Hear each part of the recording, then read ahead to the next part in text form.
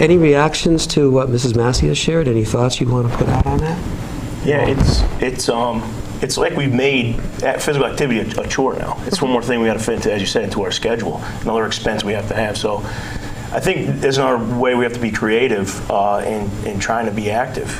You know, like you said, if we want to go to a park in a suburb, you have to drive to get to the park to be physically active. You know, is there ways we can have some kind of walking trails to get to the park? You know, to link up from in you know, little suburban areas or housing areas, that sort of thing. Shopping centers, you know, we have to drive to get to a shopping center, and usually it's some kind of big, scary storefront with a big dangerous parking lot to walk through. You know, if we look at places where people like to go, not just to spend money, but to have a good time when they are shopping, you know, it's a center in like a major city where there's, you know, it's nice buildings and you can walk around, you could stop and grab something to eat or watch something as you're doing that. You know, so our infrastructure, maybe changing that in some ways as well. I think you hit on a good point too, Justin, when you said it's just another thing that you have to add into your day, and people look at it as something that's difficult or a source of stress, and it's also always the first thing that you kind of cross off the list that you can't get to. And I think that if you look at exercise or you look at physical fitness as a means of stress management or a means of being able to give yourself a way to release any of your other tensions, I think that is a better way to look at exercise rather than a chore or to achieve the goal of losing 5 more pounds. I think if you incorporate it into your daily life as a means of making your life better rather than just losing more weight, I think that helps also to maintain that long-term aspect. You've just echoed the words and the ideal of famous cardiologist of the past, George Sheehan, wrote a famous book called Running and Being, and that was one of his strongest points in that book. It's still a classic. It might be something you'd like to look at sometime. So let's go to our 5th question. If you could impose 2 or 3 significant changes in how we think and live with respect to diet, exercise, and wellness, what would they be? Well, who would like to? This is open to all. So does anyone have 1 or 2 things you would want to do? I would say, and I'm thinking of it in terms of my child or for younger people, I would think in terms of food, healthier food, looking towards natural foods, natural fruits and vegetables rather than packaged. And I think that that's an easy way to kind of incorporate better eating styles.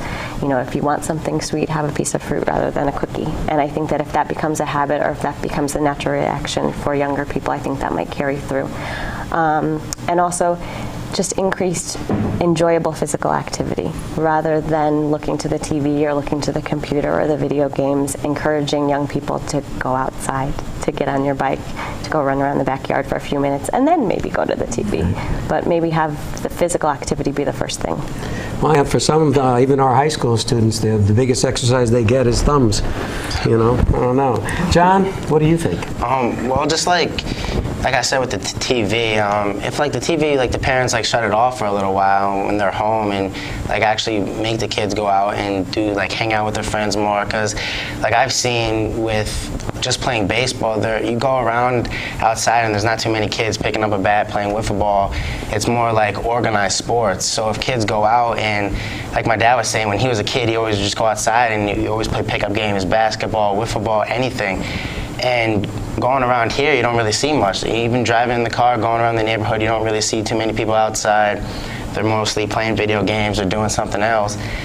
And just if they go outside, like, you know, and have a good time doing what they're doing and enjoying it. Because me with the cell phone, I was always with it, and you know, I didn't think I could live without it until it was actually gone, and until my father took it away. And then, you know, same thing with the TV. Like, you can live without the TV. You don't always need it, and I just think that would be a good thing. Well, partly it's my age, but I certainly have to agree with that because I know what it is to live without TV. But I also think one of the valuable points you just shared out was if the kids are organizing the games themselves, they have an ownership in that activity. And that, to me, will only accentuate the fun of that activity, and yet it's a positive thing for them as holistic persons, you know. How about you, Kelsey? What do you think? I actually had written down what Ms. Massey and John both touched on, finding exercise that works for you. So whether that's, I know kids in my neighborhood, we go outside and we make a movie together, and at least you're outside, you're moving around, or play tennis. That's a family activity we do, or walk the dog. There's just so many things you can do outside. Because once you get in front of the TV, I know in a recent study that they've said kids spend like 7 hours in front of some kind of screen, and you just kind of get trapped in front of it. And you go to the computer, then the TV, then the cell phone. But once you're outside, then you're like, okay, this is fun. And you might find that there's some activity that is not only beneficial for your health, but that you enjoy. And the other thing I had written down is that we should avoid dieting and make healthy lifestyle changes, because diets are expensive, they're temporary, they don't work with your normal life, and they can even lower your metabolism. So avoid temporary diets and instead make healthy lifestyle changes. I think that's a powerful point, a very powerful point. Coach, what about your last comments? I would look even deeper, in addition to what you guys said. Those are great ideas. And look for a fundamental change in the way our food is produced nowadays. As I said before, it's very industrialized, very commercialized. There's a few large corporations that make all the food we eat. So even though we think we go to a grocery store and there's a large selection, really it's food coming from the same place. And if we can get our activity level and our well-being to the point of where we want it to be, we're still kind of fighting an uphill battle. Because when we go to the grocery store, we're still eating, again, meats with high fat contents, and all the food we eat with some kind of high sugar, high sodium in it. So things you can do, and you can take the beauty of our free market society is you can take a vote every time you go to the grocery store and you buy something. So choose foods that are in season if you can. It's interesting because the average food travels 1,500 miles from the farm to where we actually buy it, the grocery store. But read food labels, know what's in your food, which goes back to education again. If we don't know what to look for, it doesn't really matter if you read the food label or not. You know what's going to be in there. Try cooking meals with your family. If you can, make it a family experience, time to bond with others. Plant the garden, even a small one. Maybe get some fresher food in season, that kind of a thing. Look for organic, which is a really growing market, and it has grown over the last couple of years. So people are starting to make that important change. But if you can, go as organic as possible. You're going to get nutrient-rich foods. They may cost more, and so it's going to hit us in the wall a bit, but it won't hit us in the waistline so much as well if you can do that. Or a future health cost. Or future health costs, yeah, on each other. So you're right. We're not just affecting ourselves, we're affecting each other, and I don't think people always look at it like that either. Yeah, I agree. So, one of the lessons I'm taking from what Coach just shared is, wouldn't it be interesting if we get people to place the same value on purchasing a new CD or a video game on purchasing those good fruits that you were talking about? We'll trade off the oranges because they went up 10 cents a dozen or a pound or whatever, but we're not going to trade off on, the 6-pack of beer or the large bag of Lay's potato chips. I find that kind of interesting. Yeah, we should demand the same excellence in our food and integrity in how it's made as well.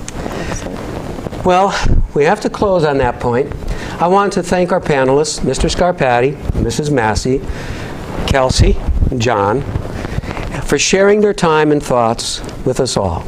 I speak for us all when I say that we hope our discussion prompted you to view this national issue in a new light and perhaps found some points of argument informative and motivating. We look forward to you all joining us for our next edition of the Masuk Report.